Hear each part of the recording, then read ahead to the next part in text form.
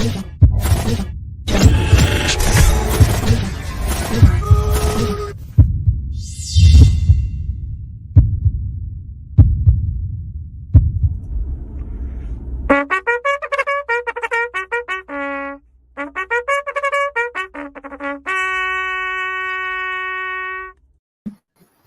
not adjust your screens. I'm back. Woo! What a phenomenal couple of days. Been gone since last Tuesday, feeling rested, ready. Did not expect to do today's huddle, but Mark is picking up the king of the family. Keister's coming in for the weekend. So here I am. They asked, and I'm here. Good morning, gentlemen. Welcome to be back. Good morning. Welcome back. Welcome back. You look rested, rejuvenated. I know we talked. It sounded like you had an amazing trip filled with amazing lessons that you will be sharing, telling. So we're excited. Yeah, today I'm going to dive into the lessons learned from the wine business and from vineyards. Fascinating. But we moved across the country, went from Santa Fe to San Francisco, and then up into Napa. Napa was incredible, super, super fun. Great to be back, though. It's good to know that you have something like this. I did watch the huddle almost every day. The time change is bizarre. 3 hours difference when you're used to a very patterned clock. Was crazy, but I'm excited to share. Got lots to do today. Shay, great job in my absence. I know that everybody was taken care of, so I appreciate you very much. Let's get to some wake up music, and then bam, the show is chock full, man. Fasten your seatbelt. Wake up, everybody! Get up! Get up! Get up! Get up! Wake up, come on, wake up, everybody, teach a new way, maybe then they'll listen what you have to say. Wake up, everybody, no more sleeping in bed, no more about to thinking, time for thinking ahead, come on now.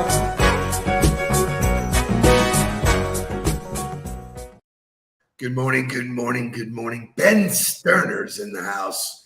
Love a lot of what we're going to talk about today is patience, wait for your time. Ben is crushing it, now living in Florida, in Orlando, taking care of his son. So Ben, great to see you this morning. Jamie, thanks for the welcome back. There are tremendous huddle shout outs, stuff that went on while I'm gone. First, and not in any particular order, but first, shout out to the Dykes family. Bam, they did it again at Hard Rock.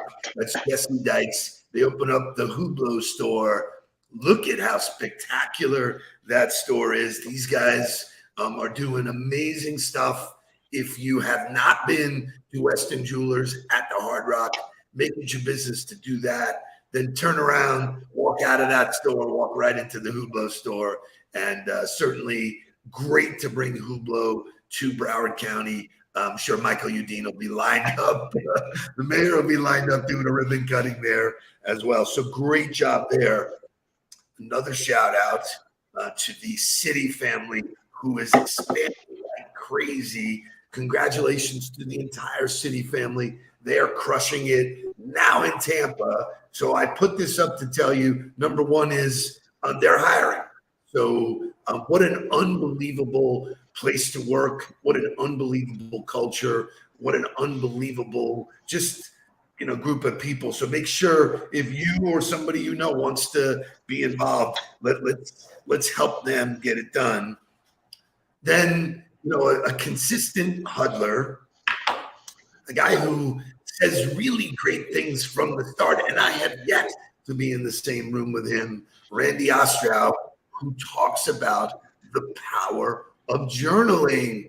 So he takes a lot of the noodle nuggets and he journals them. Congratulations, Randy. Great job. Way to share that in LinkedIn. This is a great event to bring people to. So take your mind out of the real, put it in virtual, and say, hey, I'll meet you for coffee tomorrow morning. Let's meet at the Nudelberg Daily Huddle. Thank you, my brother. Great, great job. And then last but not least, shout out to our friend Mackie Firestein. Mackie has made a career decision to leave sports. And here's why it's relevant and why I share with you this morning. He said the pandemic taught him a lot, taught him that he was at ball games and away all the time. He said, I don't want to do that anymore. I met my family again. I got to spend time with my wife and my kids, and that's where my heart is. And so he follows his heart and leaves the sports side of the business. We'll continue to keep teaching at UM, and that means there's a spot for my book there. So really, really cool stuff. Thanks for all you do. Thanks for keeping this thing moving. So this is not about us; it's about you. So great stuff. Okay, so I'm going to jump in today to talk about lessons from the vineyards. So I got pictures, I got stories. Some of it is about me. Number one lesson, and I want the Huddle to tell me if you know this. Did you know that travel agents still exist? I did not know this. It will tie to another thing later on about the power of people, but I was on a United Way cruise on the Celebrity line, and I wound up having dinner, and I sat next to somebody and we started a conversation. The lady said she was a travel agent. I said, hey, I signed up for another cruise. I don't really have a travel agent. I didn't even know travel agents still existed. I said, but I'll give you the credit and you'll help me plan it. Well, P.S., we shifted the cruise to later. Lori Kenner up at Boca Travel, a shout out to you in the most gigantic way. You took care of the 10 days that we were away, soup to nuts, drivers, restaurants, any kind of reservation, any kind of tour. We were in places that you couldn't normally go to. So unbelievable job, Lori. Thank you. Thank you. And guess what? That's what Henry Paisano does. So when you go to Europe, that's your dude to do that too. So that's lesson. To interject a little bit, I think it's really important that we look at travel agents because they really have to do a great job of letting their customer what they like. And we should be doing that in all industries, is really making it about the customer like a travel agent does, and make sure that the customer is having the best experience. Everything that they're doing is fitting them. So I think there can be some parallels. I think that's really an accurate assessment. And here's the thing, for 10 days, she was on stage with me. If she fucked up, I'm gone. Right. So, it was really, really cool. So shout out to Lori. She will get this. She's actually away in Texas at her son's wedding. So kudos to you. Number 2 is LinkedIn is a place to meet phenomenal people, even if you don't meet them in person, because when you do, show me the Breckenridges. Woo-hoo! So this went from I had never been in the same room with John Breckenridge, never even spoke to his wife Lisa, and let me tell you something. They showed us a day in Napa. They live in Sacramento, so it's an hour drive for them. They came up on Sunday, spent the day and the night, and wow, did we have a good time. The picture on the bottom right is a place they took us to called Quintessa, and that is a glass house at the top of the vineyard that you get to rent and do wine tastings there. It was unbelievable. They will be lifelong friends. Their next visit is to here, and don't be surprised if when we go on a cruise, we go with them. They were absolutely fantastic. Well, that's to sticking it in everybody's face who says you can't make virtual relationships. You just proved them wrong. It's cool. So continue. I'm excited to hear these lessons that you've learned from the actual vineyards. Lesson number 3 is that the most valuable thing you have are the people you know, and you can meet them anywhere, anytime. Show me the people that I met on this trip. So this young lady, who is Colleen Glynn, leans over and says, you look familiar. We're at the tasting at Cake Bread, and this happens because you're on social media. People see you, and we start a conversation. I said, are you on LinkedIn? Yes. From my phone, I go and I connect with her.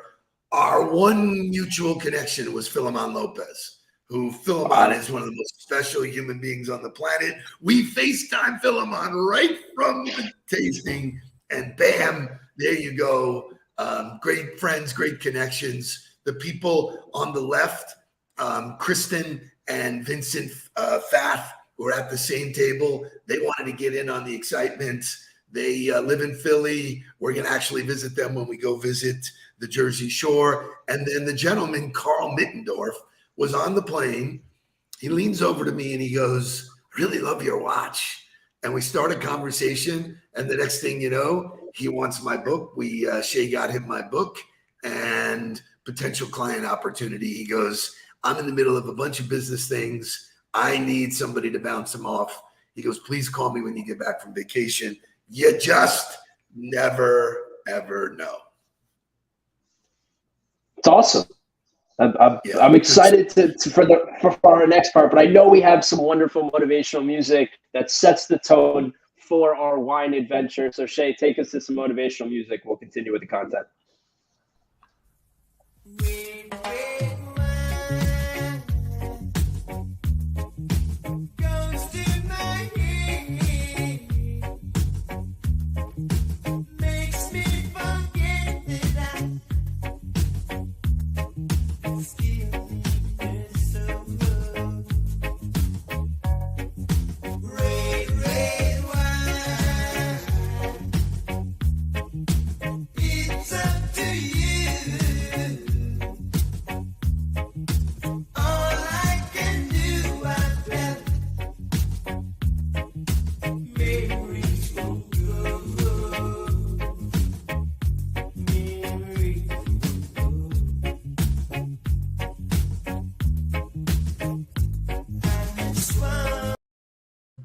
So, first of all, shout out to Joni. That was her favorite song in high school. Awesome. That was my favorite song in elementary school. So, right, just crazy. But I want to stay on this point. Oh, Philemon's here too. So there's Philemon. So here's the power of the universe that we live in. It's not who you know, it's who they know. Mutual connections are the things that make this whole world tick. So here's a perfect stranger I've never ever met before. Bam, all of a sudden, mutual connection is Philemon. Even if I wasn't able to get him on FaceTime, which was amazing, that's a mutual connection. That credibility lasts. It makes the conversation different. So for those of you who are flying in cold, how dumb is that when you have the opportunity to create meaningful relationships through the people you already know? And there's Philemon. Philemon's one of the coolest, smartest people I know. He wrote Comcast University, which it was a treat for me to be around all that information. I miss you, brother, but I've got you covered for Napa. He's heading out there in June. But you don't have to wait to run into somebody in Napa Valley to do that. You can go on LinkedIn, look at your connections. Everybody they know you have access to, everybody you're connected to can be a lever to get to somebody else. So utilize those relationships to grow your network. So cool, Jake. I'm so happy that we could end the show there. It's that good. Listen, this is a show. I've never been to Napa, so I'm gonna interject when I feel appropriate, and the rest I'll learn from you. You have done an amazing job. Watching you is so cool for me. You have no idea. I mean, Mark, he's already sort of, he's a man. He's done it. You coming out of college, seeing how you're grabbing it and running with it. Awesome, awesome, awesome. So I'm going to shift gears to 3 wineries that I went to, and here's the takeaway from wineries. And Shay, I'll tee them up one at a time. The first one is a winery called Palm Maz. Never heard of it before. I was told to go there. Great. So bottom left, that is Julio Palm Maz. He invented the stint. What? So this guy has an unbelievable career as a medical professional. Creates something that Johnson & Johnson bought. And he did his studies in California, near the Napa region. And He said, I want to move back there. He moves back there, decides to get in the wine business, basically buys a vineyard and decides to build the factory, all the guts of it on the inside of a mountain. So when you go up to the top of the mountain. Is he like Dr. Evil? It's like it was insane. And so for me, I'm like thinking to myself, what drives somebody who has accomplished so much in giving back to the world something that everybody uses? What drives them to do it again? You guys talked about it this week. It's passion. It has nothing to do with the money. So, this guy creates this thing. He includes his two children, Florencia and Christian. So he goes on to create the advanced prosthetic surfaces and the Palmaz Scientific. So he's doing this whole thing with his family. They live in a magnificent house, which they show you. And it became very obvious to me that going to wineries is actually going to someone's home. They are welcoming you into their home, their garden, everything that they do. So he's in there doing this unbelievable innovation, talks about gravity and all of the things of how they take care of the wine. It was fabulous. Trey Bowles, who was our tour guide, was amazing, fantastic, sipping, tasting. But one part of the story is that Robert Mondavi and his wife, Marguerite, go and visit because he wants to see the innovation. He winds up selling Robert Mondavi wines and then decides with his son to create a premium brand. Show me Continuum. Now, this place was unbelievable. This is the bust of Robert Mondavi that his kids did. And this long row of trees was a tribute to him, where he is overseeing the vineyard.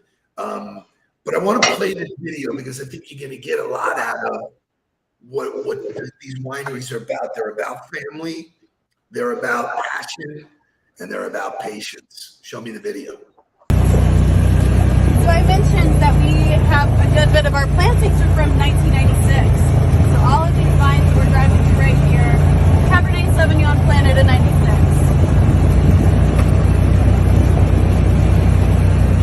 So we're right here at the very beginning of flowering. So all of the vines, the little buds started to open up, and the vines are self-pollinating. So from this point on, the vines kind of take its run. And now that we're at this point, we can really start to get a good idea of what our harvest is going to look like for 2022. So while we were on that tour, it reminded me of business, and what we do is we plant seeds, we take care of those seeds, we water them, we move them around, we do whatever we need to do. And she talked about those that were planted in 1996. Right? So about patience and waiting, not knowing what the takeaway is going to be. I was blown away, fascinated by no guarantees. You can plant this whole thing. And they showed us that they put roses around to stop viruses. Because sometimes a virus can kill the whole field. So very much like the world we live in, this is a microcosm about family, right? And getting your family involved. The Palmaz family, their mother and daughter, the daughter went on to become a culinary genius. She cooks the food that you taste with the wines while you're there. And then they opened up a company in San Antonio that is all about the best meats and Wagyu beef, which, why? Because they can.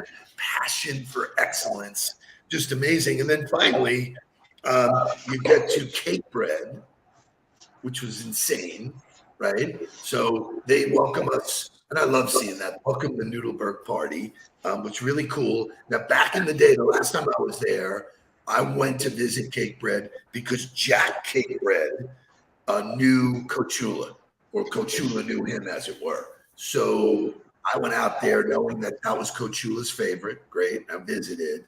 Now I go back. They've made a lot of improvements. But the backstory is Jack and Dolores. Jack was a photographer. He was taking pictures for this magazine of the vineyard. And he said, I really dig this place. I want to buy it. He did. And the first cake bread Sauvignon Blanc was planted in 1972. Now think about this, 1972. Why do you think Coach Shula was really into it? I wonder why. Perfect. So, but again, his family runs the business. So all of these wineries are taking generations and generations, meticulous about seeds, soil, planting. The analogies go on and on and on. What I take about it, from, not to interrupt you, but from an outside standpoint, is that they've held that standard for so long, and it continues to get passed down for generation to generation. It's this consistent raising the bar, and you have to continue to meet it. And it's cool to see that they continue to kind of widen their scope of what they do, but while holding that standard. So it's cool. So shout out to Ann Boab, who welcomed us to Continuum. Now the Continuum home that they welcomed us into. Shay, can you show that picture one more time of Continuum? So the setting here at the bottom left where we actually sat, the guy who bought that vineyard before the Mondavis did was an architect. And this place was absolutely spectacular, looking out over the mountains and mountains and mountains. When he sold the vineyard, he recreated the same house somewhere else. So, architects, entrepreneurs, all of us are builders. All of us take the smallest common denominator and scale it and make it big. So shout out to Trey, shout out to Ann, who gave us great stuff. And then finally, we had a driver for the week who I would be remiss not to shout out to, Emmanuel Lara. I hope you're watching, guys. I know it's early for you out there, but phenomenal takeaways, business to wine. Bought a bunch of great grapes that I'll be drinking for the next year, but it's all about passion. It's all about family. It's all about patience. And it's all about understanding what's good for you. So the coolest thing and the last takeaway is drinking all the wines. I got an idea of what I really liked and what I didn't. Forget about the label. Forget about the price. Didn't matter. If you understand what you like and you move towards that, life will be great. Our life is great. We love the Huddle. I love watching my boys in this business. It is a great weekend because I get to see my two grandsons in the same place. It's just incredible. Any final words? It's been fun hosting with Mark, with you. It's been a good run. I'll have to secure a day for myself in the future. But you two back at the helm on Monday, dropping nuggets, keeping the fire going. But in the meantime, you know what to do. Let's get down to business. Please don't worry about me. I'm about to let my heart speak. My friends keep telling me to leave this. So let's get down to business. Let's get down to business. Give you one more night to get this.